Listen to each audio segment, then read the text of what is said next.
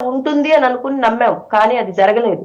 కాబట్టి అప్పటి నుండి ఆయన అణచివేసిన అణచివేత గాని, ఆయన మమ్మల్ని పెట్టిన బాధలు, ఇబ్బందులు, లాఠీ చార్జులు, అరెస్టులు అక్రమంగా మమ్మల్ని ప్రతిసారి అరెస్ట్ చేసి అణగదొక్కి వేయాలని చూస్తూ ఉంటే, హ్మ్. రాష్ట్ర ప్రయోజనాల కోసం మేము రోడ్డెక్కితే మమ్మల్ని అనుక్షణం మమ్మల్ని నిర్బంధించటం, అక్రమంగా అరెస్ట్ చేయటం, అర్ధరాత్రి ఇళ్లల్లోకి చొరబడటం, ఆడబిడ్డలని కూడా చూడకుండా చీరలు ఇచ్చుకుంటూ తీసుకెళ్ళటం, బూటకాళ్ళతో తన్నడం, ఇవన్నీ కూడాను మాలో ఉద్యమాన్ని ఇంకా ఉద్యమ పెంచి. ఏమంటారు? ఉద్యమ చైతన్యాన్ని ఇచ్చినియన్నమాట.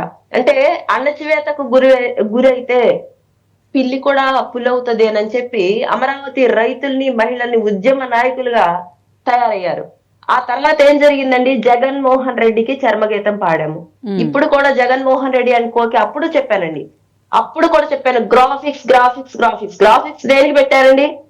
ఒక నమూనాను తయారు చేసినప్పుడు అది ప్రజలకి, అలాగే అక్కడ ఉన్న అధికారులకి ఏ విధంగా కడుతున్నాం అనేది చూయించాలి కాబట్టి ఒక గ్రాఫిక్ రూపంలో చూయించారు. కానీ కట్టి చూయించారు. ఆల్రెడీ పరిపాలనా భవనాలున్నాయి. MLA, MLC భవనాలున్నాయి.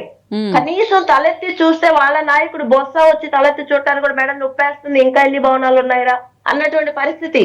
అయినా కూడా గ్రాఫిక్స్ అంటే ఆ రోజే చెప్పాము. ఒకవేళ అవి గ్రాఫిక్స్ అయితే మీరు అక్కడ నుండి ఎక్కి దూకండి అని. హ్మ్. కానీ ఇప్పుడు మేము చెప్తున్నాం వాళ్ళ విమర్శలను మేము పట్టించుకోము. ఎందుకంటే వాళ్ళు కేవలం విమర్శలు చేస్తూ రాష్ట్రాన్ని నాశనం చేయాలి అనేటువంటి కాన్సెప్ట్ తో బతికే వాళ్ళని అర్థమైంది కాబట్టే వాళ్ళ పరిపాలనకు చర్మగీతం పాడి కూటమి ప్రభుత్వాన్ని అధికారంలోకి తీసుకొచ్చాము.